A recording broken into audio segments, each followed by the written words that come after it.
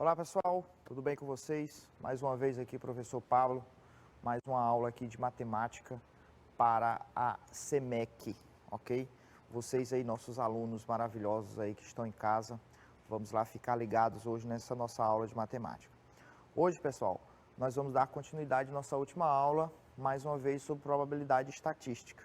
Vocês lembram, na última aula nós estudamos algumas coisas sobre as probabilidades, a estatística, onde é que são aplicadas. Nós vimos aquela árvore de possibilidades, né, que é muito importante para os nossos cálculos. Também terminamos lá com as variáveis, tá bom? Então hoje eu quero que vocês fiquem ligados, mais uma vez, pertinho aqui da TV. Esse conteúdo, como eu disse para vocês, ele não é muito abrangente no livro de vocês, então requer que vocês prestem bastante atenção, façam as anotações que sejam necessárias aí, tá bom? Então venham comigo, vamos lá. Hoje, pessoal, nós vamos até ver aqui algumas gráficos, construções. A gente vai ver aqui de acordo com a habilidade aqui, tá bom? Então, nosso conteúdo hoje é probabilidade estatística, certo? E aí, nossa habilidade, vocês já conhecem, a mesma habilidade das nossas últimas aulas, que é essa daí, né? Planejar e executar pesquisa amostral, envolvendo o tema da realidade social.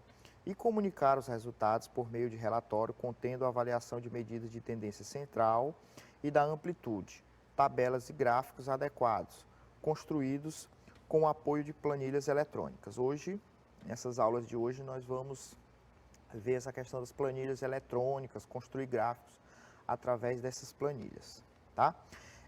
As tendências de medida central, vocês já viram com o professor Caio Ian, também média, moda e mediana, né? Vocês lembram disso. Muito bem.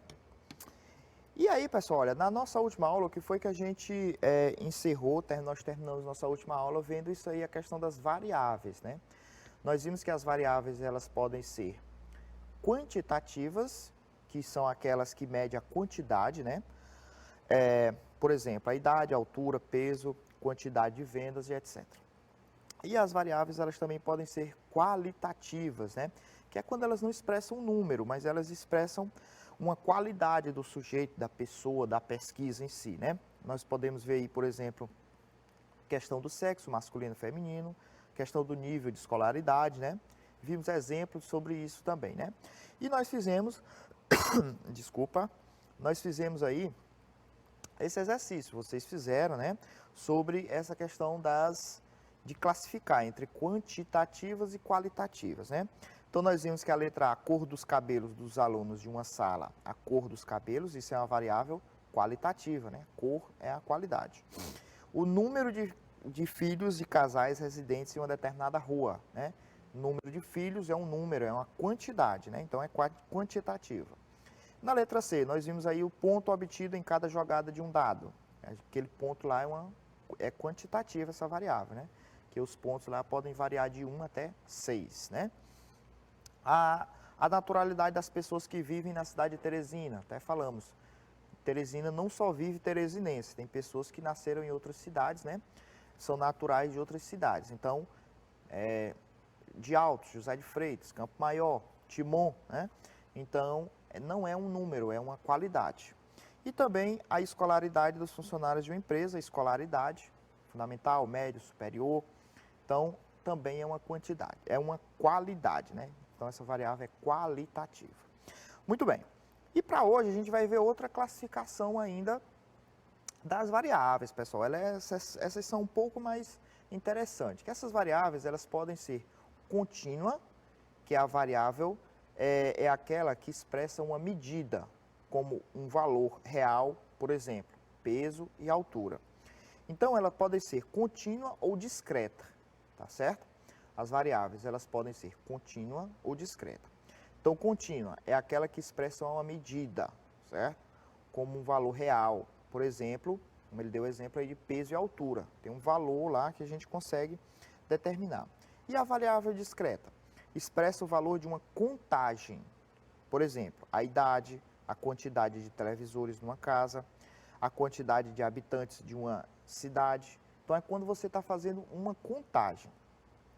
A gente tem um exemplo tem alguns exemplos aqui para vocês entenderem melhor. Que nessa questão da matemática vocês vão sempre entender melhor com exemplos. Olha só. Então, olha aí, ó. Exemplos de variáveis. Letra A. O número de alunos de uma escola é uma variável discreta, pois pode assumir qualquer um dos valores. Então, é a questão do número de alunos de uma escola. Você pode contar, você vai contando, 1, 2, 3. Então, ele pode variar essa quantidade de alunos, esse número de alunos, certo? Então, quando a gente pode fazer essa contagem a gente chama de variável discreta. E vejam só, as medidas das alturas de um grupo de pessoas representam uma variável contínua, pois podem assumir os valores 1,70 metros, 1,75, 1,75 metros, 1,80 metros, 1,65 e etc. Aí aqui, ó, tem uma observação que fica bem fácil de você identificar uma variável ser contínua ou uma variável ser discreta. De um modo geral, as medições dão origem a variáveis contínuas e as contagens ou as enumerações às variáveis discretas. O que é essa questão de as medidas? As medidas. Mas, pessoal, são aqueles números que têm uma unidade de medida. Por exemplo, a altura, a gente mede as alturas em metros. Por exemplo, eu tenho 1,65, né? Tenho 1,65 metros, certo? Já a quantidade de número de alunos, por exemplo, ela não tem uma unidade de medida. Quantos são os alunos? 3. São 10. São 40. Então, não tem uma unidade após esse número. Já medida, peso, né? Quantos quilos? Eu agora perdi alguns pesos, né? Estou aqui fitness, estou pesando agora 69 quilogramas. Esse 69, ele representa uma medida, que é 1 quilogramas. Questão de velocidades. As velocidades, quilômetros por hora, metro por segundo. Então, essas medidas também serão uma variável contínua, tá? E as variáveis discretas são aquelas que representam apenas contagem, numeração e tudo, tá bom? Então, vamos ver aí se vocês conseguiram entender. Vamos tentar fazer aí essas questões aí. Vamos ver aí, indique quais variáveis são discretas e quais são contínuas. Então, vocês vão preencher aí essas questões verificando se são variáveis discretas ou variáveis contínuas. Tá bom? Vou dar aí uns 3 minutinhos aí para vocês fazerem. Vamos lá.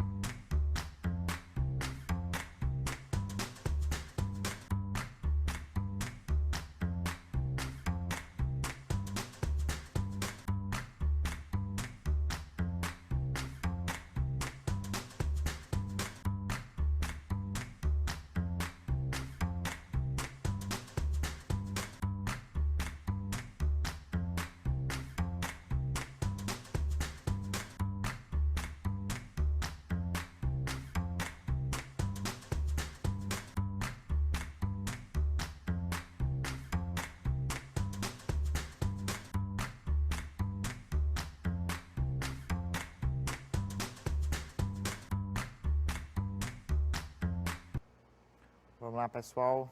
Conseguiram fazer aí? Estamos de volta. Espero que vocês tenham conseguido fazer, pessoal. Então, vamos lá. Indicar aí entre variáveis discretas e contínuas, ok? Letra A, número de ações negociadas na bolsa. Isso é um negócio muito estranho, né? Eu acho que vocês, mas já ouviram falar na bolsa, o jornal aí sempre passa, subiu, caiu, né? Então,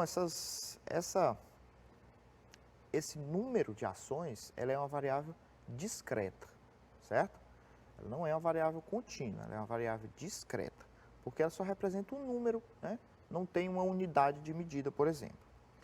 Letra B, ó, número de filhos de um certo casal.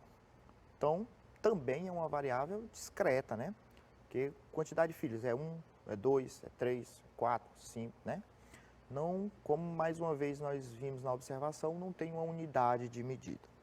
Já a letra C, olha só, comprimento dos pregos produzido por uma máquina. O comprimento dos pregos, ó, isso aí é uma variável contínua, porque esses pregos eles vão ter 2 centímetros, 3 centímetros, 10 centímetros, né? Então ele tem uma unidadezinha de medida, então aí a gente já lembra que isso aí é uma variável contínua. Letra D, número de livros da biblioteca da escola. Número de livros, claro, uma variável discreta, né? É um livro, 2, 10, 40, 50, 500 livros, né? Então, não tem uma unidade de medida. E letra E, salários dos funcionários de uma empresa. Então, isso aí é uma variável contínua, né? Porque o salário, ele tem a unidade de medida nossa, no caso, que é o real, né? É R$ 1.000, é R$ 2.000, R$ 3.000 e assim sucessivamente. Então, aí nós temos essas questões dessas variáveis discretas e contínuas, ok, pessoal? Pessoal, olha, agora a gente vai ver mais aplicações, a gente vai ver mais exemplos, exemplos de onde a gente pode aplicar, de onde existem essas probabilidades e a estatística, onde elas atuam aqui, certo? Olha, ó, aplicação da estatística e da probabilidade. Então eu coloquei aqui o exemplo aqui de um campeonato pernambucano de futebol. Vejam só, nos esportes em geral, a estatística e a probabilidade são aplicadas também para análise de resultados. A tabela ao lado mostra o desempenho dos 6 primeiros colocados no Campeonato Pernambucano de Futebol Masculino em março de 2015. Então, pessoal, olha, essa tabela, para ela ser produzida, ela é usada a estatística, os dados estatísticos. Esses dadozinhos aqui, ó, esse aqui de vitórias, pontos, saldo de gols, vitórias, empates, jogos, né? Tudo isso aí é feito, é um dado estatístico, isso aí é um dado estatístico. Nós atualmente aí estamos aí com um campeonato brasileiro, né, de futebol aí rolando. Então, aquela tabelinha, quando é feita aquela tabela, aquilo ali é feito um dado estatístico. Ali são dados estatísticos. E nós temos aqui, ó, no final aqui, ó, nós temos aqui a porcentagem, olha aqui, ó. Nós temos aqui a porcentagem, que é o aproveitamento, né, de acordo dos times. Isso aí a gente já tira algumas conclusões, pode-se tirar algumas conclusões sobre a questão de o time que está melhor. Por exemplo, aí nós temos aí na frente, nesse exemplo aí, nós temos aí o Sport, né, que é o time que está em primeiro colocado. Então aí a gente já supõe o quê? Com esses dados, colocando isso aí nessa ordem, a gente já supõe o quê? Que o Sport seja o melhor time, nessas coisas de apostas que a gente tem hoje muito aí nas localidades, a gente vê muito isso. Então, se usa muito essa questão da estatística para você fazer essas apostas. Por exemplo, aqui, é claro que o melhor aqui seria você apostar, você achar que o Sport vai ganhar mais jogos, vai ganhar dos outros times. Por quê? Porque ele está na liderança, ele tem mais vitórias, ele tem uma derrota, né? A gente pode ver aqui, ó, que ele tem 5 vitórias, ele tem uma derrota, não empatou, é um time que não empata. Então, com esses dados, a gente pode tirar muito isso. A estatística ajuda muito você fazer esse tipo de estudo aí, tá certo? Então, aqui é um exemplozinho bem interessante de você ver o uso da estatística. Vamos lá, onde é que a gente tem mais? Ó, a tabela a seguir apresenta dados relativos ao estado do Piauí.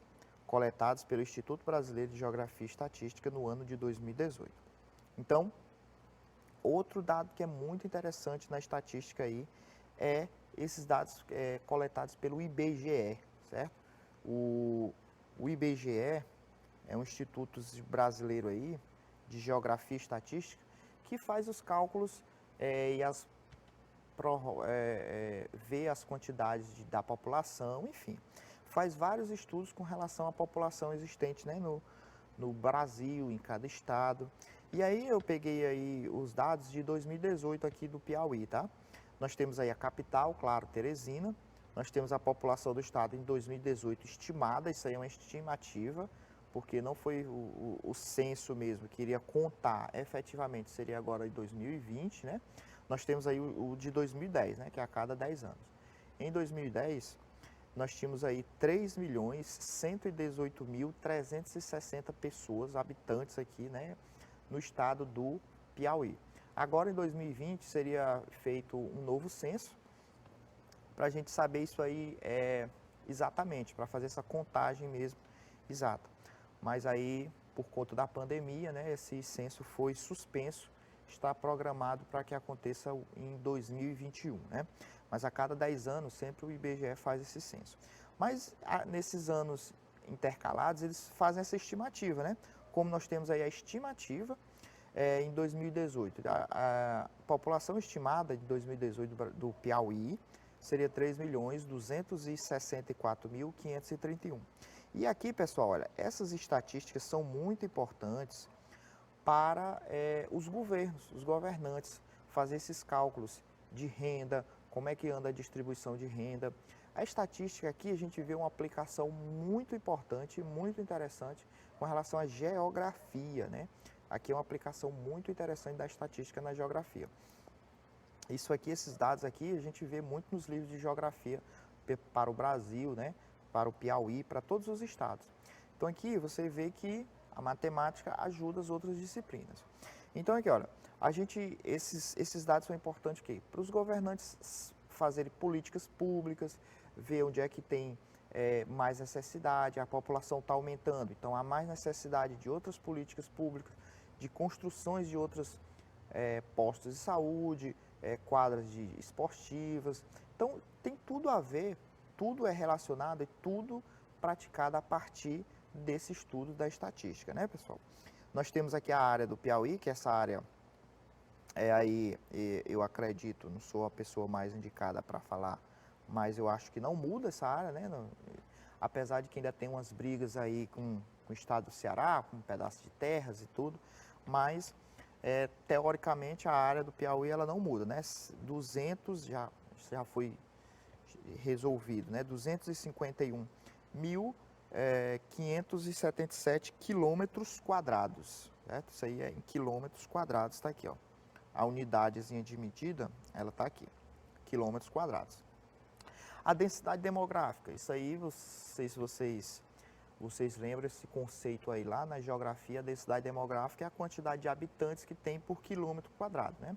No caso aqui no Piauí, são quase 13, né? Dá 12,98. Então é uma densidade baixa, né? Tem muita terra aí para pouca gente, né? Então a densidade demográfica é bem interessante. Aí o rendimento nominal mensal domiciliar per capita da população residente até 2017. Então aqui a renda per capita, né? Que é o que a pessoa ganha por mês aqui. No caso aqui é mensal, né? Em média, R$ 1.189. E nós temos o número de municípios, que o Piauí atualmente tem 224 municípios. 224 municípios. Também é algo muito interessante essa questão da quantidade de municípios que nós temos aqui no nosso estado. Então, pessoal, aqui a gente viu mais uma aplicação e uma bem interessante da estatística nos estudos aqui, nos estudos em geral, ok? E aí outra aplicaçãozinha que a gente tem aí, ó, a estatística e a probabilidade no dia a dia. Diariamente, nas ruas das cidades piauienses, não é raro se deparar com acidentes envolvendo motociclistas, seja na Grande Teresina ou em pequenas cidades. A violência no trânsito já é considerada problema de saúde pública. De acordo com os dados divulgados pela Secretaria Estadual de Saúde, 42% das pessoas mortas no trânsito do Piauí, nos primeiros 3 meses de 2019, estavam envolvidas em acidentes de motocicleta. Outros 20% das vítimas eram pedestres e 15% estavam de carros. Quero deixar claro que essa reportagem aqui, é fictícia. Isso aqui não, esses dados não representam a realidade. Eu até tentei fazer uma pesquisa para ver esse dado, mas não encontrei. Então, eu achei uma reportagem interessante e fiz esses dados. Mas, até mesmo antes de vir para a aula aqui, assisti na TV, que esses dados aqui no Piauí realmente são até maiores do que isso. Então, mas aqui o que é o intuito? É você entender que esses dados são coletados estatisticamente. E vejam aí, ó, a questão aqui, porcentagem, né? Então, esses cálculos que são feitos aí com essas porcentagens, é a probabilidade e a estatística ajudando nesses estudos. A gente consegue prever, fazer esse estudo de que, por exemplo, a quantidade de acidentes de motocicleta está muito alta. Então, a partir daí, o poder público, a população tem que fazer rever seus conceitos com relação a esses acidentes. Significa que está muito alto, tem muita gente morrendo. Eu realmente,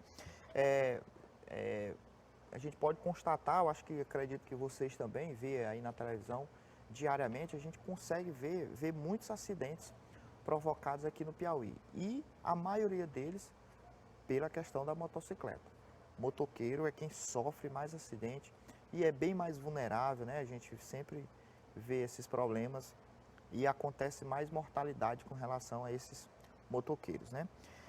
Apesar eu estou achando ainda, esse dado aqui é pequeno, né? 42%, acredito que seja até mais de 42% no Piauí, certo? Porque realmente a gente constata que os acidentes aqui têm provocado bastante. Então, olha aí, mais uma vez, a estatística ajudando nesses estudos.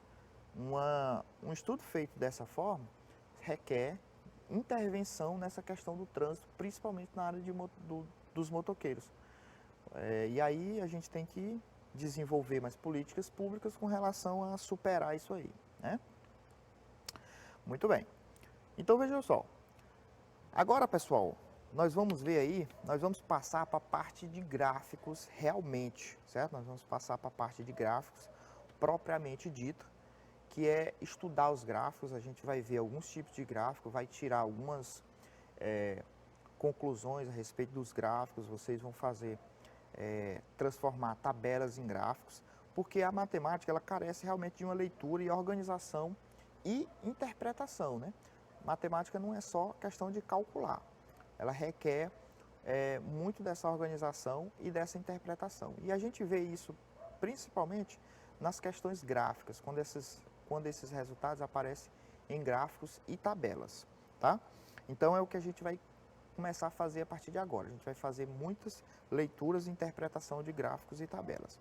E para começar, né, para a gente começar, eu quero que vocês vejam aí, ó.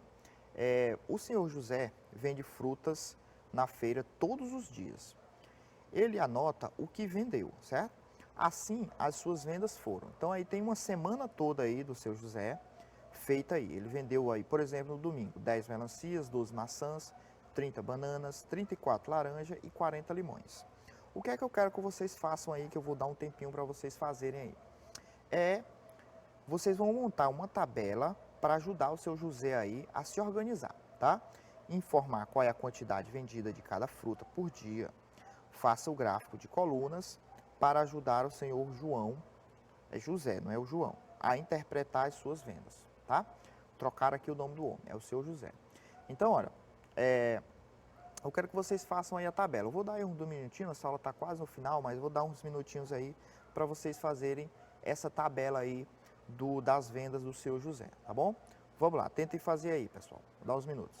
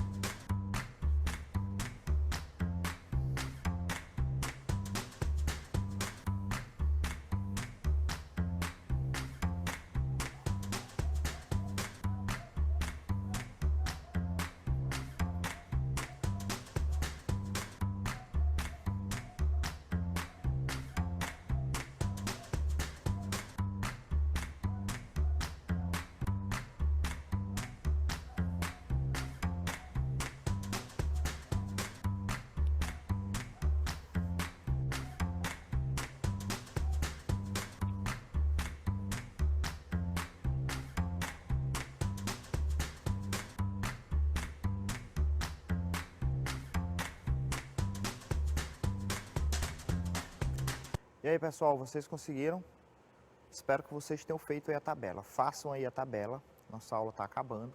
Na próxima aula nós vamos ver a tabela e vamos construir o gráfico utilizando a planilha, o Excel, tá bom? Então, me aguardem aí que na próxima aula a gente vai fazer tudo isso aí, tá bom, pessoal? Vamos lá.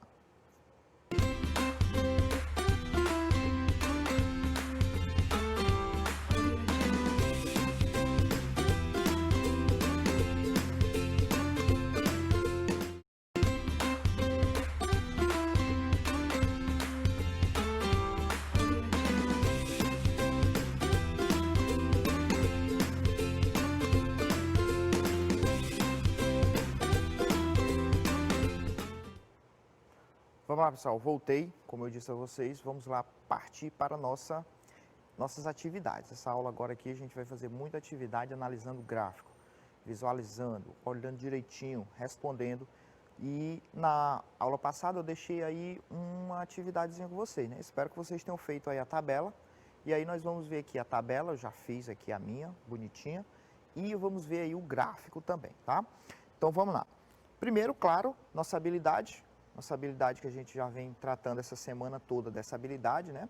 Planejar e executar pesquisa amostral envolvendo o tema da realidade social e comunicar os resultados por meio de relatório contendo avaliações de medidas de tendência central e da amplitude, tabelas e gráficos adequados, construídos com o apoio de planilhas eletrônicas. Então, nessa aula hoje a gente vai ver alguns gráficos feitos com essas planilhas, tá bom?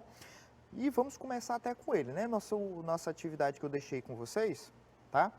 É sobre essa venda aí do seu José, né? E aí tinha que vocês ajudarem aí o seu José com a tabela e tudo mais, né? E a gente vai fazer o gráfico também. Esse gráfico, pessoal, dá pra gente fazer manualmente, daria pra gente fazer, se a gente tivesse aí juntinho, na sala de aula, meus alunos aí, vocês poderiam ter certeza que a gente ia construir, né, aquela cartolina, usar aquelas coleções coloridas, lindas, maravilhosas. Mas, infelizmente, essa distância, a gente não tem como fazer isso aí. Mas vocês vão ver aqui utilizando essas planilhas, que é um jeito que sai rapidamente os gráficos, tá bom? Então, vamos lá. Nós temos aqui o problema, vocês já conhecem, né? A questão da venda aí do senhor José. Eu até já consertei aqui o nome aqui, ó, apareceu o seu José aqui de novo, né? Embaixo. Então vamos ver aí na planilha, que eu já fiz aí minha tabela, tá, pessoal? Olha só como é que vai ficar aqui nossa planilha. Olha aí, nossa tabela, certo? Estamos vendo aí, olha como foi que eu coloquei. Eu coloquei aqui as frutas que ele vende em cima, certo? Que é a melancia, maçã, banana, laranja, limão, certo? Os limões aí. E aqui eu fiz o total, né? O total de venda no dia, E aqui nós temos aqui os dias da semana, certo? Então, para a gente fazer a planilha, primeiro eu vou perguntar a vocês, qual seria o gráfico, aliás, para fazer o gráfico, né? Qual seria o gráfico mais adequado para esse tipo de venda? Nós já fizemos, vocês viram até essa aula comigo, a questão de gráfico mais adequado, né? Claro, eu indico aqui para vocês, é claro, o gráfico mais interessante aqui seria o gráfico de barras, né? O gráfico de colunas. O de barras é aquele, vocês lembram, né? Aquele que a gente bota na horizontal, né? O gráfico de colunas, aquele na vertical. Tanto faz, poderia ser qualquer um dos dois, certo?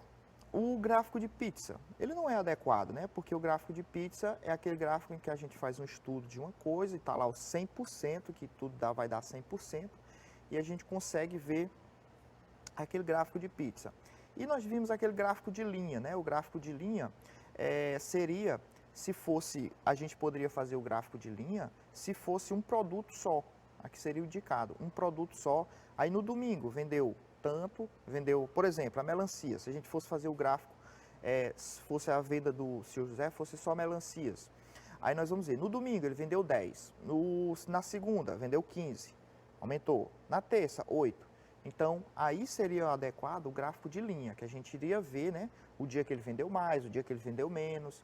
Então, seria adequado. Como a gente tem várias frutas aqui, ele vende várias frutas, então o gráfico de linha, ele vai ficar ele seria um pouco ficaria um pouco bagunçado, porque iria ser várias linhas. Então, o mais adequado para você visualizar melhor seria o gráfico de barras, o gráfico de colunas, tá? E aí, ó, como é que a gente vai fazer aqui, pessoal? A gente vai selecionar aqui tudo, certo? Eu não vou selecionar o total, poderia selecionar o total, e aí ele ia aparecer uma barra lá do total, ia ficar uma barra bem grande. Mas eu não vou só selecionar aqui o total, vou selecionar aqui só as frutas e tudo mais, tá? E aí a gente vai inserir aqui o gráfico, tá? Inserir aqui, ó, aqui nós temos aqui as opçõezinhas, né, dos vários tipos de gráfico, aqui ó, o gráficozinho de pizza, não sei se dá para vocês verem aí, né? Nós temos aqui ó, o gráficozinho de linhas, ele mostra os tipos, e nós temos aqui o gráfico de barras, ó. Ele até mostra aqui os vários tipos que a gente pode ter, ó. O mais adequado seria esse primeiro aqui, que a gente vê cada cor, a gente poderia ter em 3D também, né? Aqui no Excel é interessante, sai o negócio é interessante, ó, como seria aqui o gráfico de barras, certo? Gráfico de colunas. Então, olha, vamos ver aqui esse gráficozinho de colunas, como é que ficaria. Vejam só, olha aí nosso gráfico de colunas. Vou ver se eu consigo aumentar para vocês visualizarem melhor. Ele bota já a corzinha, né, para cada coisa que a gente está vendendo. No caso aqui, ó, aqui nós temos os dias da semana, domingo, segunda, terça, quarta, quinta, sexta, sábado, certo? Nós temos aqui as linhas bem divididas na questão das quantidades. Então esse gráfico fica na planilha, ele fica muito bonito, fica muito bom, não tem como você não visualizar e não entender, né? Aí nós temos aqui, ó, nas cores, ó, a melancia é o azul, certo? Esse azulzinho claro que está aqui. A maçã, esse vermelho. Nós temos esse verdinho aqui, a banana. A laranja, esse roxinho. E o azul clarinho, o limão, né? Esse primeiro azul aqui é a melancia. Esse segundo aqui são os limões.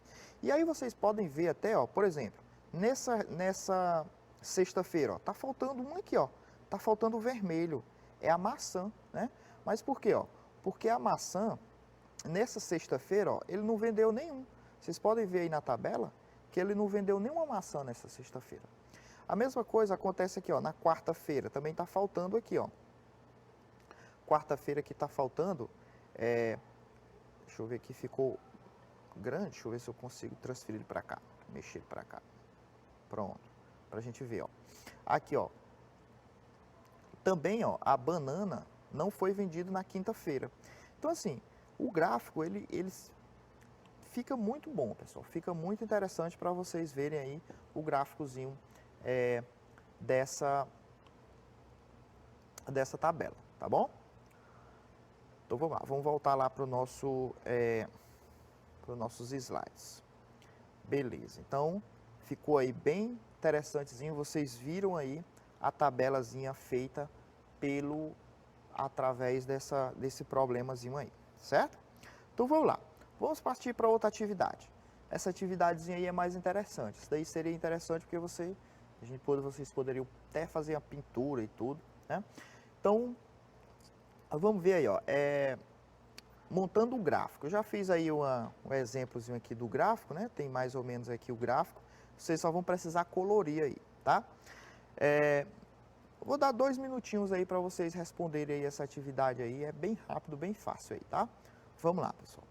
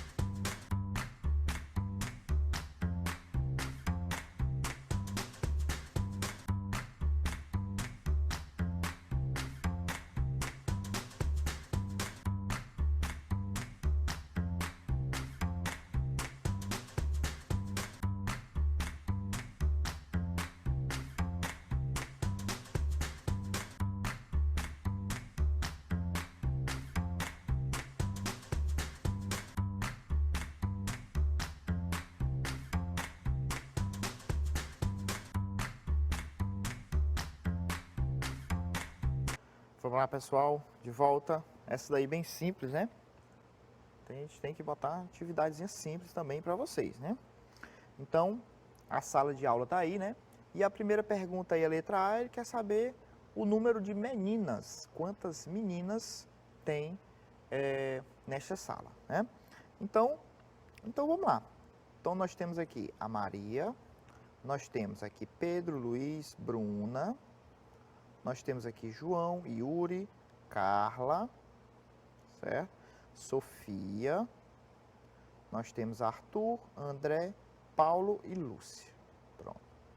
Circulei aí as meninas. Então, no caso, nós temos aí 5 meninas, né?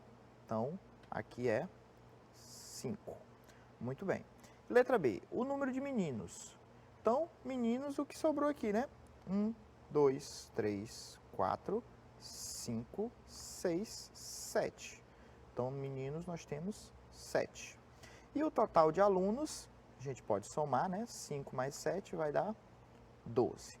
Ou pode contar tudo, né? Que no caso aí dá 12. Aí, ó, na terceira, nessa outro exemplo aí, é para pintar o gráfico de acordo com o que você observou. Pessoal, olha, as barras aí, as colunas, elas já estão divididas em tamanho, justamente para você pintar de acordo com o que você viu. Então, olha, bem aqui na quantidade de meninos, quantos quadradinhos nós vamos pintar? Veja que a tabela, ela vai do 0 até o 12, certo? Então, meninos, quantos nós vamos pintar? 7, certo? Vejam aí, ó, às vezes eu confundo, porque meninos é isso aqui, 7, tá? Então, meninos 7, então nós pintamos aí até o 7, pintei aí até de verdezinho, tá? E meninas, são 5, então nós vamos pintar aí até o 5, pintei aí até de rosinha aí, né? Então, pintamos aí até o 5, quantidade de meninos, criamos aí nossas barras. Então, seria mais ou menos dessa forma que vocês iriam fazer o gráfico lá na cartolina, fazer essas pinturazinhas. Vocês teriam que dividir a barra, iam medir uma barra numa determinada medida e dividir ela sempre igual. E aí vocês iriam pintar a quantidade. E claro que é o total de alunos são 12, a gente pinta tudo, né? Então, aí nós fizemos nosso gráficozinho de barras facilmente e não dá nenhum trabalho. E dá pra gente, vocês associarem isso, lembrar até de fazer isso aí numa cartolina, fazer isso aí manualmente aí, para vocês entenderem, certo? Então não é difícil fazer esses gráficos, é até interessante, né? Então veja só, eu trouxe aqui uma tirinha para vocês, só um pouco de humor aqui na aula, né? Pra gente entender, ver aí, eu achei interessante essas tirinhas aí, essas 2 tirinhas que eu fiz, que eu vi, né? Então vejam só, o filho aí falando pro pai, pai, coloquei minhas notas em 2 gráficos, beleza, aí tá aí o gráfico do lado, certo? Ele botou aí, ó, nota de educação física, ele botou aí 10, olha aí o que foi que ele fez, 10, e ele fez aqui, ó, beleza. E a nota em matemática, 2, muito triste essa nota dele em matemática. Mas olha o que ele fez a mesma barra, do mesmo tamanho, igualzinho. Então, olha só, aí o que foi que ele disse, o menino muito esperto, como eles têm a mesma altura, meu desempenho foi igual, acho que mereço um tablet novinho, pai. Então, ele disse aí que o desempenho dele foi igual. Lembra lá que nós falamos sobre essa questão dos gráficos, né? Às vezes, você não pode se levar só pela visualização do que está mostrando as barras. Olha aqui, ele botou essa barra aqui do tamanho dessa, só que essa aqui representa 2, essa aqui representa 10. Interessante. Mas o pai dele também, que era muito bom, muito bom em gráfico, também fez aí um gráfico para mostrar para ele. Foi o que ele fez aí, ó. Eu também fiz um gráfico para você, meu filho, tá bom? Ele botou aí, ó, a parte roxa representa quantos tablets você vai ganhar. Então, vejam aí o gráfico que ele fez. A parte roxa é que representa o gráfico que ele vai ganhar. E aí o menino também que entende, mas não tem parte roxa, pai. Como vocês podem ver, não tem parte roxa. Pois é justamente, se não tem parte roxa, é justamente o tanto de tablet que ele vai ganhar. Então, para você ver, como nessa tirinha, uma tirinha muito interessante envolvendo esses gráficos, e mostra aí a inteligência do pai e o filho, né? Tem que saber se sair desse jeito. Então aí o filho vai ganhar muito tablet, o tanto da parte roxa aí desse gráfico aí de pizza, tá bom? Muito bem. Então vamos lá, vamos para a nossa terceira atividade, que é essa daí, ó. A tabela abaixo mostra o desempenho dos 80 estudantes do nono ano A e do nono ano B. Vamos tentar compreender as informações e compará-las. O recurso gráfico possibilita aos meios de comunicação a elaboração de inúmeras ilustrações, tornando a leitura mais agradável. Então nós temos aí o desempenho dos alunos aí em matemática, né? Quantidade de estudantes e o percentual. Olha só, aí tem um percentual, porcentagem. Muito bem. Então, nós temos 12 alunos que estão aí uma ruim, né? Nós temos 20 alunos uma regular, desempenho irregular. Nós temos 28 alunos com desempenho bom e nós temos 20 alunos com desempenho ótimo. E aí os percentuais de cada um. Então, vejam só. Vamos elaborar um gráfico para essa tabela. Qual o gráfico mais apropriado, pessoal? Qual gráfico você escolheria? Então, mais uma vez, vendo a tabela, qual gráfico a gente vai escolher para representar essa tabela? Qual vai ser o mais apropriado? Qual o mais indicado? Então, aqui eu já peço que vocês já vão planejando aí. A gente vai voltar lá para a nossa planilha para nós fazermos esse gráfico aqui, tá? Então, vejam só.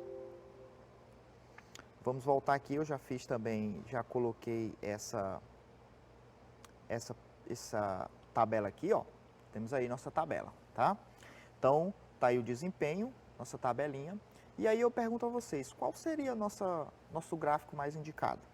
Pessoal, olha, como temos a porcentagem, como nós temos aí a porcentagem, o gráfico mais utilizado aí seria o gráfico de pizza, né?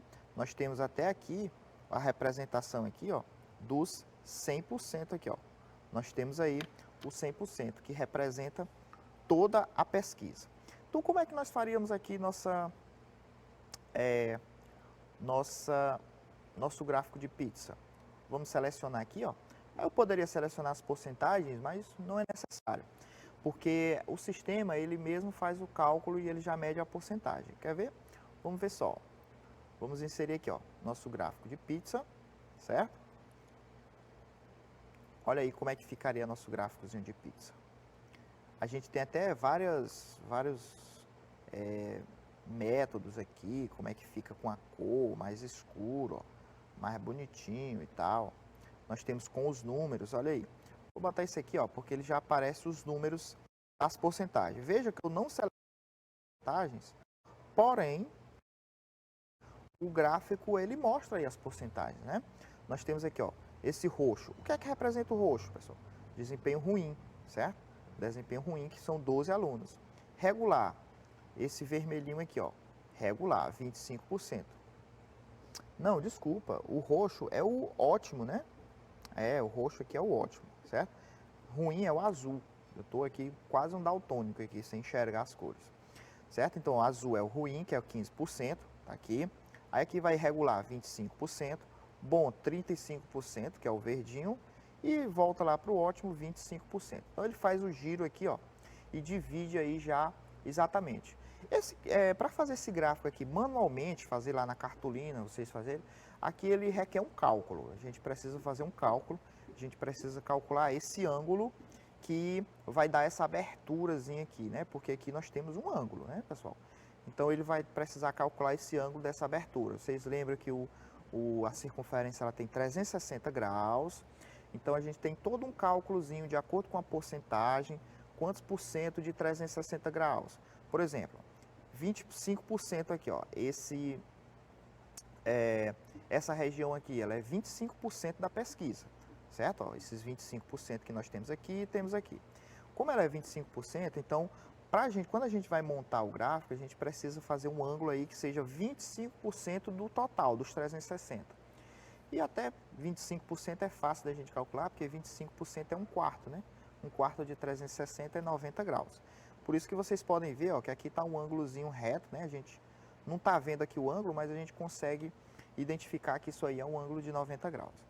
Mas aí, mais uma vez, esse sistema Excel, ele é muito bom para você calcular fazer esses gráficos, pessoal. Muito bem. Então, vamos voltar lá para a nossa pesquisa. Então, nós construímos o gráfico, o mais adequado aí seria o gráfico de pizza para essa pesquisa, porque é uma pesquisa que envolve porcentagem, né, um total, então seria o mais adequado, tá? Então, vamos para mais alguns exemplos. Agora, a gente vai fazer essas interpretações aí, eu quero que vocês preencham aí essas lacunas, esses pedacinhos aí que estão em branco aí nessa tabela de acordo com o gráfico. São bem simples aí, bem fáceis, a gente vai fazer isso aí, vocês vão fazer isso aí bem rápido, tá?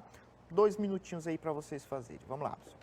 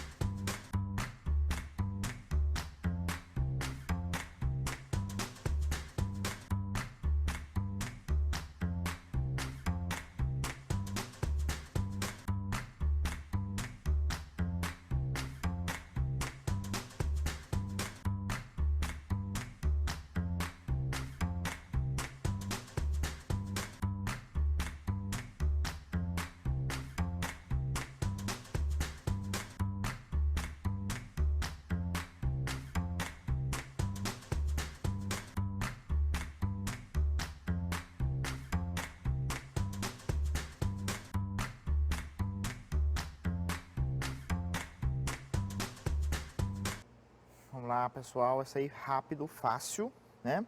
O, o gráfico é bem simples, também tranquilo, né? Então, aí ele quer saber o número de alunos que está fazendo aí nessa pesquisa aí de profissões do futuro, certo? Nós temos o gráfico aí, a gente vai preencher aqui a tabela, tá? Então, número de alunos aqui que querem ser jogador de futebol, 2, né? Aqui, pessoal, a tabela, aqui a tabela, pessoal, olha, o gráfico ele é muito claro, essas linhas aqui são muito importantes, certo? Para você visualizar direitinho. Nós vimos isso em aulas anteriores, essa questão do gráfico ser bem claro, né? Aqui nós temos um gráfico bem claro, bem tranquilo para você identificar. Então, médico, eu tô achando até pequeno aqui esse jogador de futebol, hoje os meninos querem muito ser jogador de futebol, né?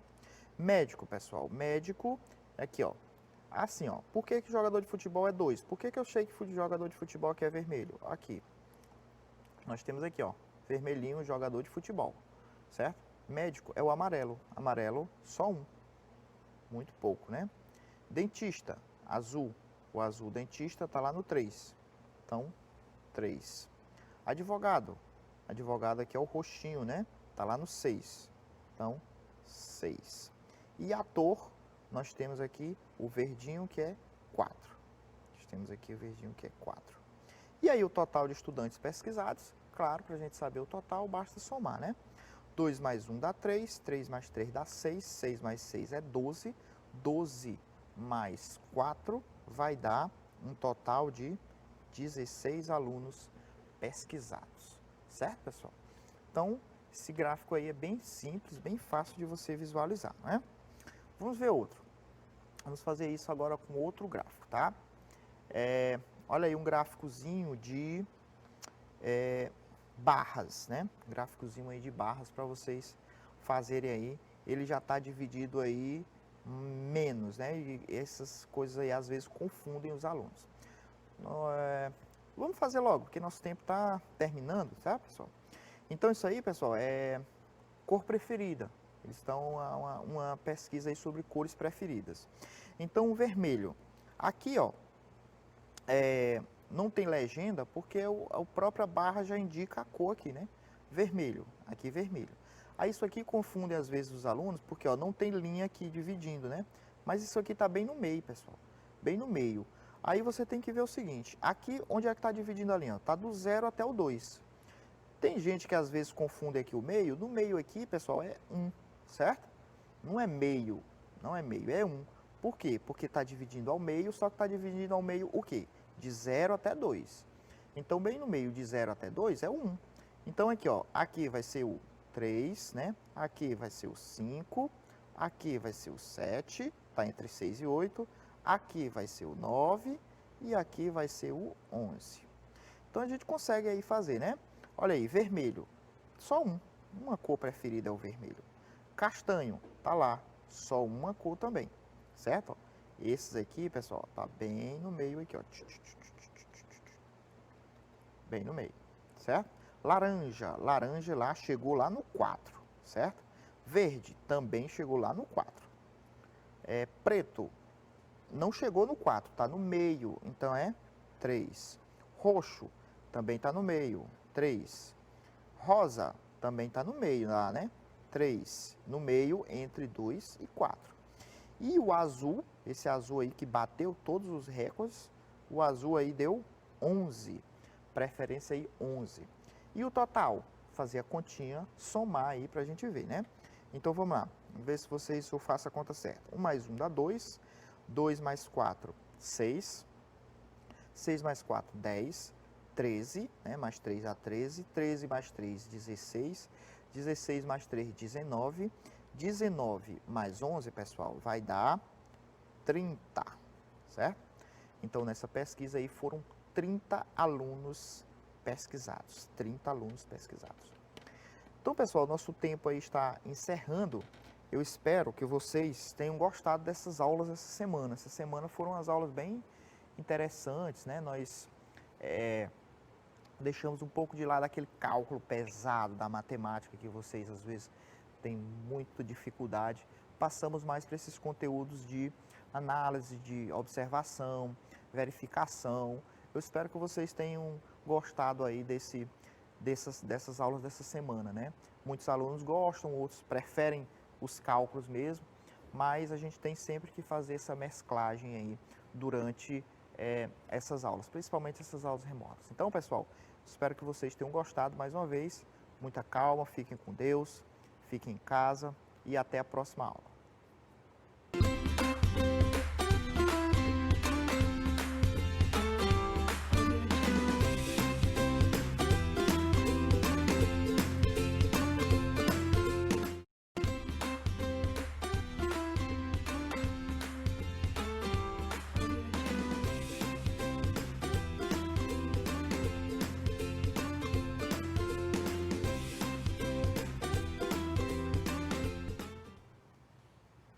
Olá, turma, tudo bem? Sou a professora Erinalva Barbosa, professora de Ciência da Escola Municipal Angelim.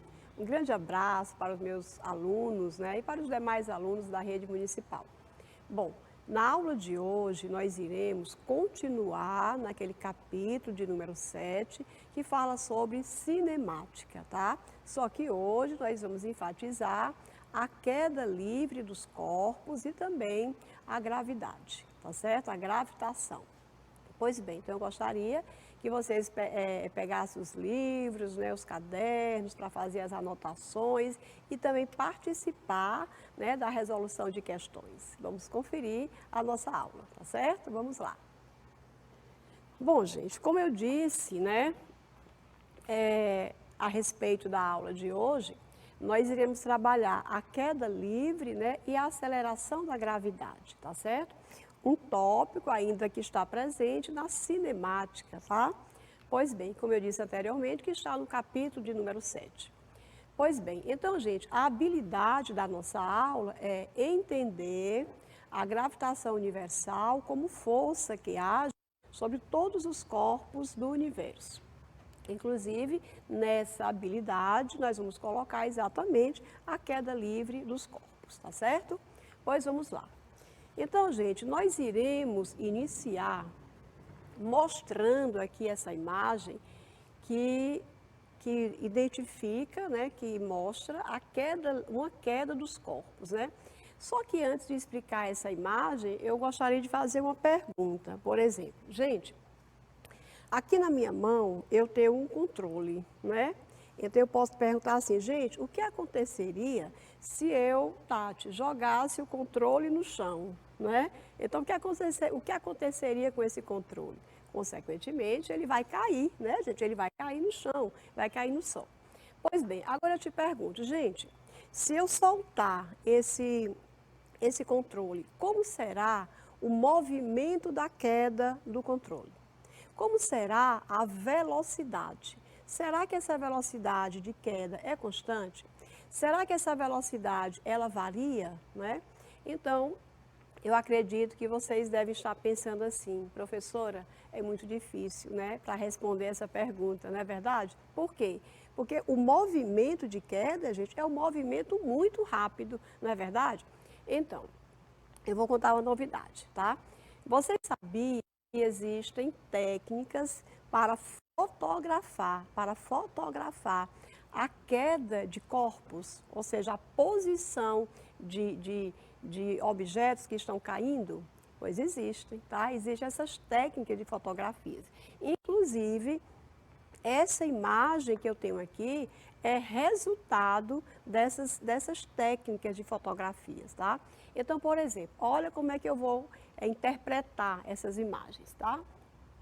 Imaginemos que aqui a gente tenha uma pedra, né? Um objeto que está numa certa altura e que eu vou jogar esse objeto no chão, ou seja, eu vou soltar, como se eu fosse soltar aqui o meu controle. Pois bem, então o que é que eu observo? Como ele está parado a uma certa altura, a velocidade inicial é zero, né? O tempo inicial também é zero.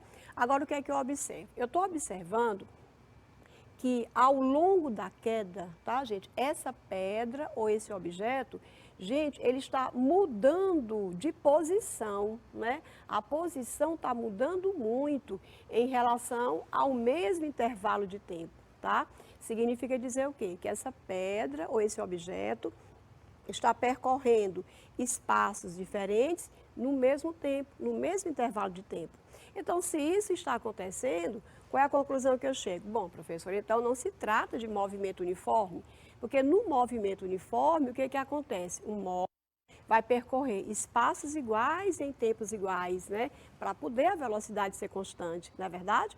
Aqui não. Aqui eu estou observando uma mudança muito grande de posição em relação ao mesmo intervalo de tempo. Significa dizer que vai ocorrer o que a gente chama de variação de velocidade. Então, a velocidade muda. Se a velocidade está mudando, significa dizer que existe uma aceleração de queda. Ou seja, esse objeto, ao cair e ao atingir o solo, ele é portador, ele possui uma aceleração. Inclusive, gente, essa aceleração é exatamente a aceleração da gravidade, representada pela letra G, tá certo? Pois bem, então, essa imagem nos mostra que corpos, quando estão em queda, o que acontece com eles? Eles executam um movimento uniformemente variado, porque eu estou observando a variação da velocidade E se existe variação de velocidade, é porque houve a variação de espaço e, consequentemente, existe a aceleração. Tá certo? Legal. Então, outra imagem para que a gente possa chegar àquele conceito que eu disse no início, o conceito de queda livre, tá? Que por enquanto eu estou apenas falando sobre a queda de corpos, tá? Legal. Gente, imaginemos agora outra situação, tá? Você vai, por exemplo, pegar uma folha do seu caderno, na verdade, duas folhas, né? Então você vai pegar uma folha e vai amassar e vai fazer uma bolinha, tipo aquela imagem, tá certo? E você vai deixar a outra folha aberta e vai soltar, né? Você vai colocar essas folhas, a folha aberta e a folha amassada numa mesma altura, como eu estou aqui. Aí eu vou soltar essas folhas ao mesmo tempo, tá certo? Então, olha o que está acontecendo na imagem. Você pode até fazer agora, pegar a sua folha no seu caderno, amassar um e deixar a outra aberta e soltar ao mesmo tempo. Então, na imagem, gente, a gente observa que essa folha aberta, ela tá descendo, ela está caindo de maneira diferenciada. É como se ela tivesse assim, ó, nesse movimento, né? Então, deve ter algo que está impedindo a queda dela, né? Diferentemente aqui da folha amassada. A folha amassada, ó, rapidamente, ela atingiu o solo e a folha aberta não. Mas, professora, e por qual motivo? Porque eu já coloquei aqui que a bola cai bem mais rápido do que a folha aberta. Aí eu pergunto, por quê, gente? Por que isso acontece? Ora, isso acontece, gente, por causa de uma força exercida pelo ar no que diz respeito ao objeto que está em movimento. É como se a minha mão aqui fosse a folha aberta e essa resistência, que é uma força exercida pelo ar, está aqui em sentido contrário. A folha está descendo e a força exercida pelo ar está subindo. Então, está dificultando o que nós chamamos de queda de objetos mais leves, tá? Pois bem, então, na verdade, a bola cai mais rápido, a bola de papel, por isso, porque a resistência do ar foi maior na folha que está aberta do que na folha que está amassada. Tá certo, gente? Agora, um detalhe. Vocês sabiam também que se não existisse essa resistência do ar, sabe o que aconteceria com essa folha aberta e essa folha amassadinha?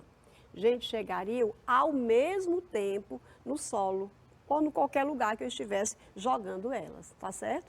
Aí vocês poderiam pensar, professora, será que é verdade essa história, né? Se eu desprezasse quem? Se não existisse a resistência do ar.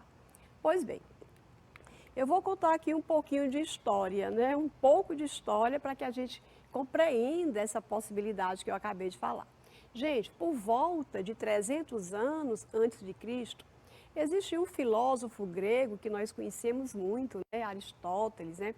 Que ele acreditava que se a gente pegasse dois objetos de massas diferentes e a gente abandonasse eles, né? Levando em consideração a mesma altura, o objeto mais pesado chegaria primeiro ao solo. O mais pesado chegaria primeiro ao solo.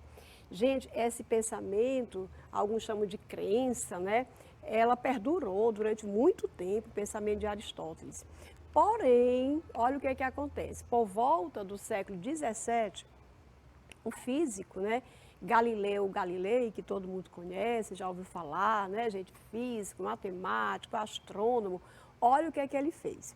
Ele, na verdade, gente, a gente tem que aplaudir Galileu, porque ele introduziu o que a gente chama de método experimental. Tudo que ele falava, tudo que ele defendia, tinha uma fundamentação experimental. Tinha a teórica e a experimental. Pois bem, olha qual foi a conclusão que ele chegou ao fazer vários experimentos. Olha o que ele disse. Ele disse que quando você pegava dois corpos de massas diferentes, se você desprezar a resistência do ar e abandoná-los da mesma altura, ambos alcançam o solo no mesmo instante. E ele dizia mais, que o que retarda essa queda de objetos leves é exatamente a resistência do ar. Tá certo? Agora, um detalhe, gente, essa afirmativa de Galileu, gente, ela só é válida para corpos que estão em queda no vácuo. Por qual motivo, professora? Ora, porque quando você leva em conta o vácuo, você está levando em conta a ausência, ou seja, livres da resistência do ar. Ou então, em um determinado local, que a resistência seja desprezível, tá certo? Pois bem, pois dessa forma, com esse pensamento, é que apareceu o termo queda livre, tá? Então você vê, gente, até pela própria formação do termo. Quando é que uma queda é livre? É quando o objeto cai espontaneamente. Significa dizer o quê? Que não vai ter nada que impossibilite a queda, nada que vá se opor à queda do objeto. Não é verdade? Legal. Então, quem falou primeiro a respeito dessa queda livre dos corpos foi Galileu, aí no século XVII. Tá certo? Muito bem. Então, professora, qual é a conclusão que você chega? Qual é a conclusão? Queria até que vocês anotassem essa conclusão. A conclusão, gente, é que a queda livre, ela é um movimento, né, no qual os corpos que são abandonados a uma certa altura são acelerados pela gravidade, né? E, consequentemente, esses corpos, sendo acelerados pela gravidade, eles vão de encontro ao solo. Significa dizer o quê? Que na queda livre a gente despreza, desconsidera o efeito da resistência do ar, não esqueça, tá? Esse é um detalhe importante. E o tempo de queda do objeto não depende, como Aristóteles pensava, gente, da massa ou do tamanho. Mas o tempo de queda diz respeito a quem? Aliás, sofre a influência de quem? A influência da altura, né, o local onde eu vou jogar o objeto e também da aceleração da gravidade, tá certo? Significa dizer o quê? Que a queda livre é um movimento uniformemente acelerado, ou seja, é um movimento cuja aceleração adquirida durante a queda é nada mais do que a aceleração da gravidade, tá? E nós já sabemos de aulas anteriores que essa aceleração da gravidade na superfície terrestre, ela equivale, né, a 9,8, lembram? Metros por segundo ao quadrado. Agora, para efeito de cálculos, né, o que é que a gente faz? A gente aproxima de 9,8 para 10 metros por segundo ao quadrado, tá certo?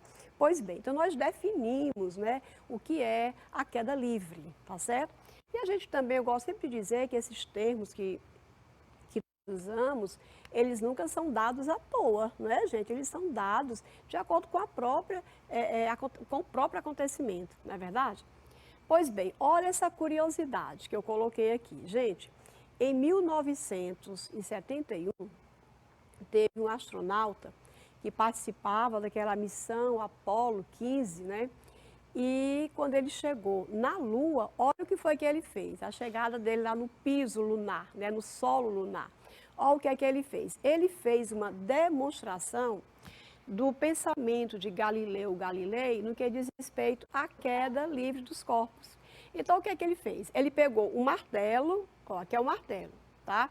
E aqui uma pena. Aí ele soltou, né, ao mesmo tempo, dois corpos de massas diferentes. Aí, como se nós estivéssemos na Lua, aqui junto com ele, né? Então, você vai soltar ao mesmo tempo o martelo e a pena. Pois a gente sabe o que foi que aconteceu. Os dois chegaram simultaneamente no solo lunar, tá? Quer dizer, muito tempo depois da morte de Galileu Galilei. Então, essa demonstração, gente, ela fortalece aquele pensamento que ele disse a respeito da queda livre dos corpos, tá certo? E um detalhe, professor, e por que que eles caíram? Por que que eles caem, né, simultaneamente no solo? Ora, é por causa da ausência da resistência do ar no ambiente lunar, não é verdade? Significa dizer que esses corpos, na verdade, o que dificulta a queda livre, né, de um objeto de massa pequena, de pequena massa, é exatamente a resistência do ar. Como na Lua não tem resistência do ar, qual é o significado? Que os dois corpos caem ao mesmo tempo, independentemente da massa deles, tá certo? Então, eu acho muito interessante essa demonstração, né, feita por esse astronauta em 1971, tá? Naquela missão Apollo 15. tá certo?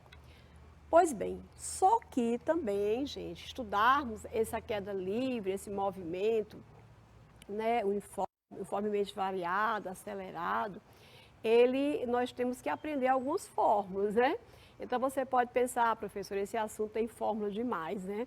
Lá no movimento uniforme, você deu aquela equação horária, lá no movimento variado apareceram 3 equações, equação do espaço, da velocidade, né?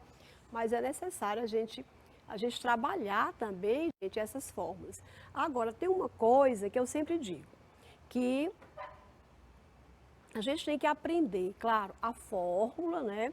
A gente tem que saber de onde veio essa fórmula, mas o que é fundamental é a gente saber ler e interpretar os probleminhas. É importantíssimo, tá certo? Não só memorizar. Professora, eu vou decorar tudo que é fórmula. Não, você não vai fazer isso. Você vai aprender naturalmente através de exercícios. Aí fica legal, a gente acaba aprendendo, né? Naturalmente.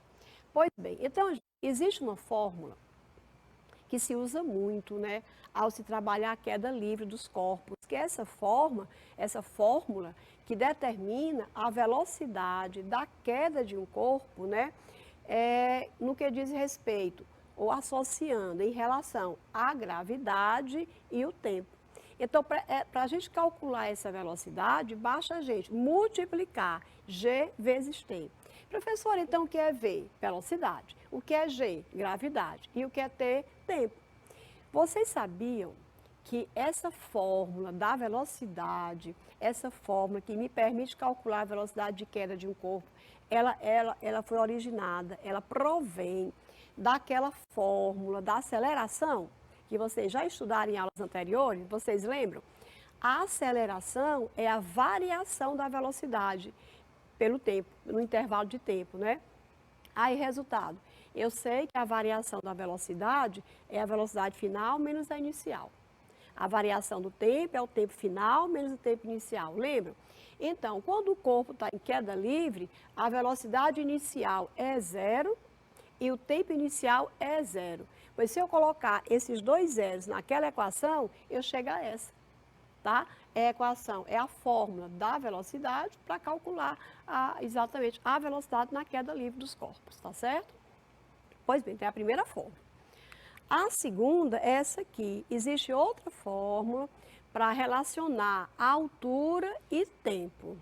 Então, a letra H significa altura, tá? A letra G já conhece, é a gravidade. A letra T é o tempo, tá? Então, essa equação, essa fórmula aqui, gente, ela provém também daquela equação horária lá do movimento variado, vocês lembram? Essa é igual a S0 mais V0T mais 1 meio de AT2, porque você vai substituindo, ou seja, corpo em queda livre vai partir de uma posição 0, velocidade inicial 0, né? Então você vai jogando o 0 e vai chegando nessa fórmula, tá? Onde o espaço foi substituído pela altura e a aceleração A foi substituída pela gravidade G, não é verdade? Então, mais uma fórmula para a gente aprender, tá certo? Legal. E nós temos também outra fórmula, que é a fórmula para calcular também a velocidade, só que agora eu vou relacionar a velocidade com quem? Com a altura. Professora, mas não já tem uma fórmula da velocidade, né? Para que tanta fórmula, né? Mas na verdade, gente, é porque essa primeira fórmula eu estou calculando a velocidade em função de quem? Do tempo. Essa outra que eu mostrei para vocês, eu estou calculando a velocidade em função de quem? Da altura, tá? E essa equação também, tá, gente? Ela é uma equação que ela foi originada de outra que vocês conhecem muito bem, né? É a equação de Torricelli. É aquela que dizia, velocidade final ao quadrado é igual a velocidade inicial ao quadrado mais 2 vezes A vezes delta S, né? Então, quando o corpo está em queda livre, a velocidade inicial não é 0, então eu jogo 0 lá, né? Aí, quando eu somar 0 com 2A vezes delta S, vai ser 2A delta S. Só que o A, que é a aceleração, eu coloco o G. E o delta S, que é o espaço, eu vou colocar agora a altura. Ok? Pois bem, então mais uma equação, mais uma fórmula, né, gente? Para a gente usar quando um corpo está em queda livre. Lembrando que a queda livre é um movimento uniformemente acelerado, né? É um movimento em que não há a resistência do ar, tá? Não há resistência do ar. Você despreza a resistência do ar, tá certo? Pois bem, então essas três fórmulas que eu estou voltando são fórmulas que nós precisamos aprender. Agora, como eu disse, você só aprende a partir do momento que você treina, não é verdade? Se você treina, gente, a matemática, a física e as ciências naturais que necessitam de cálculo, a gente tem que treinar, porque se não treinar a gente não consegue aprender, ou decorar. E se decorar a gente esquece, não é verdade? Pois bem, pois vamos lá, resolvendo questões, a melhor parte, né? Questões de queda livre, tá? Então vamos lá. Essa primeira, eu já deixei a resposta junto com a pergunta, né? Por quê? Porque eu vou explicar, depois vocês vão anotar e vai servir de exemplo, tá certo? Vamos lá. Então diz assim, uma pedra em queda livre levou 4 segundos para atingir o solo. Ponto. Qual a velocidade dela ao atingir o solo, né? Então aquele tradicional momento de você ler a questão e tirar os dados, não é verdade? Pois vamos lá. Professora, o que quer dizer 4 segundos? Quer dizer o tempo, né? T igual a 4 segundos. Eu quero calcular a velocidade. Como é que eu represento a velocidade? Pela letra V, não é verdade? Agora, se o corpo está em queda livre, significa dizer o quê? Que a aceleração do movimento é a aceleração da gravidade. Então, eu já sei que A é igual a G e o G, para efeito de cálculos, vale 10 metros por segundo ao quadrado. Legal? Pois vamos lá. Professora, como é que eu calculo mesmo a velocidade? Olha, se eu tenho a gravidade e o tempo, eu multiplico, né? V é igual a G vezes T. Quanto vale G? 10. Quanto é que vale o T? 4. Quanto é 10 vezes 4? 40. Aí vem o maior problema. Professor, agora 40 o quê? Né? Porque a velocidade é uma grandeza. Por que é uma grandeza? Porque eu consigo medir, eu consigo determinar. Só que toda grandeza tem uma unidade, tá? Tem uma unidade.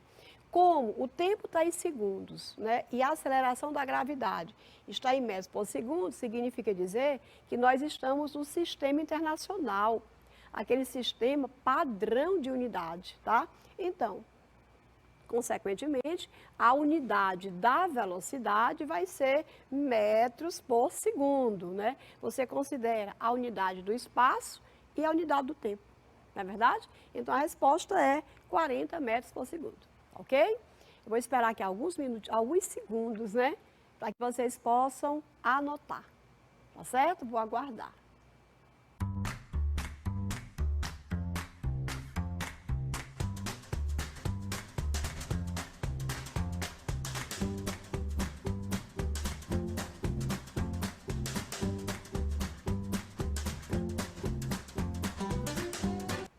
Acredito que deu tempo, não deu, gente? Vamos lá, tá? Questão de número 2, tá? Diz assim, uma bigorna de 100 quilos, né, é abandonada do alto de um edifício de 20 metros de altura. E ela cai em direção ao solo. Determine a velocidade em que a bigorna encontra-se imediatamente antes de tocar o chão. Desconsidere a resistência do ar, tá? Então, o que é que você tem nessa questão? Você tem a massa dela, que essa massa, ela vem só para atrapalhar. Às vezes a gente pensa que tudo que está, todos os dados que tem no problema, você vai usar, mas dessa vez não precisa usar a massa, tá? Foi só para a questão ficar mais arrumada, né? Então, essa bigorna, ela foi abandonada e o edifício tem 20 metros de altura. Então, 20 metros é a altura H, né? E ela cai em direção ao solo. Então, eu quero saber a velocidade com que ela atingiu o solo. Se está em queda livre, eu já sei o valor da gravidade. O A é igual a G, que é igual a 10 metros por segundo ao quadrado. Agora, nós vamos ter um pequeno problema. Professora, que problema? Olha, o problema é que se eu usar, por exemplo, essa fórmula, V igual a G vezes T, eu posso usar ela. eu tenho o valor da gravidade, mas eu não tenho o valor do tempo, não é? Então, a primeira coisa que eu tenho que fazer é achar o tempo de queda. Professora, e como é que a gente acha esse tempo de queda? Ora, eu posso pegar aquela fórmula da altura em função do tempo, não é? Então, como era a fórmula? H é igual a G vezes T ao quadrado sobre 2. Quanto vale o H? 20. Quanto vale o G? 10. Quanto vale o T? Não sei, estou calculando. Dividido por 2. Então, você tem uma igualdade de duas frações com uma variável, que é a variável T. Então, eu posso calcular tranquilamente, né? Então, você pode fazer o cruz credo aqui, né? 10 vezes T2 igual a 2 vezes 20, só o valor de T2 é 2 vezes 20 dividido por 10, né? 2 vezes 20, 40, dividido por 10, 4. Raiz quadrada de 4, 2. Então, o tempo de queda foi 2 segundos. Não é fácil? Muito bem. Então, se o tempo de queda foi 2, então eu posso jogar na minha fórmula. V igual a G vezes T. Então, quanto vale G? 10. Quanto foi o tempo de queda? 2. Quanto é 10 vezes 2? 20. 20 metros por segundo. É o valor de quem? Da velocidade. Ok? Pois bem, então a questão que você poderia, inclusive, fazer de outra forma. Deixa eu voltar rapidinho, depois vocês anotam. Ó, eu poderia também pegar essa equação bem aqui, a equação da velocidade em função da altura, não é? Porque eu quero o valor de V, eu sei o valor de G e eu sei a altura, não é verdade? Então, quanto vale G? O G vale 10. A altura lá foi 20, né? Então, fica 2 vezes 10 vezes 20. 2 vezes 10, 20. Vezes 20, 400. Aí, a raiz de 400 é exatamente 20. Quer dizer, você vai chegar ao mesmo resultado. Então, essas fórmulas, é necessário que a gente conheça essas fórmulas, porque tem para cada questão outras maneiras de responder. Você não só tem uma forma de responder a questão, tá? Então, a questão 2, que está aí a pergunta, né, gente? Estamos aqui, ó, com a resposta, ok? Eu vou aguardar, né, vocês anotarem, alguns segundos, né, para vocês anotarem. E um detalhe, quando vocês anotem, eu vou só falando rapidamente, que se você, por exemplo, anotar aqui os dados da questão, dá para você responder, até redigir a questão, não é verdade? Porque eu estou calculando a velocidade, né, levando em conta um tempo de queda 2 e uma altura de quanto? De 20, né, de 20 metros, não é verdade?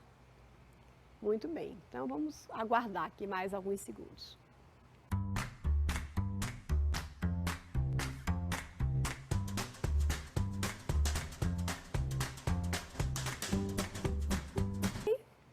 Então, gente, acredito que vocês estejam gostando, né? Esse assunto não é difícil, é um conteúdo fácil, não é? Pois vamos lá. Então, a outra, né? Quanto tempo um corpo solto em queda livre leva para atingir a velocidade de 20 metros por segundo? Então, eu quero o tempo, tá em queda livre, e eu dei a velocidade. Mais fácil ainda, né? Não, gente, olha, eu quero calcular o tempo, dei a velocidade e tem a gravidade. Então, pega a fórmula da velocidade, aquela simplesinha. V igual a G vezes T. Quanto é a velocidade? 20. Quanto é a gravidade? 10. Quanto vale o valor de T? Não sei, estou calculando o tempo de queda, né? Então, 20 é igual a 10T, então 10T é igual a 20. Então, T é igual a 20 dividido por 10, que é exatamente 2 segundos, não é? Muito bem. Então, gente, com isso, né, nós finalizamos, né, gente, a nossa aula. Espero que vocês tenham compreendido, né? E esse conteúdo, consequentemente, será exercitado mais vezes, né, nas próximas aulas. Um grande abraço, fiquem com Deus, com saúde, né? E vamos ter cuidado com a nossa saúde. Um grande abraço. Beijo.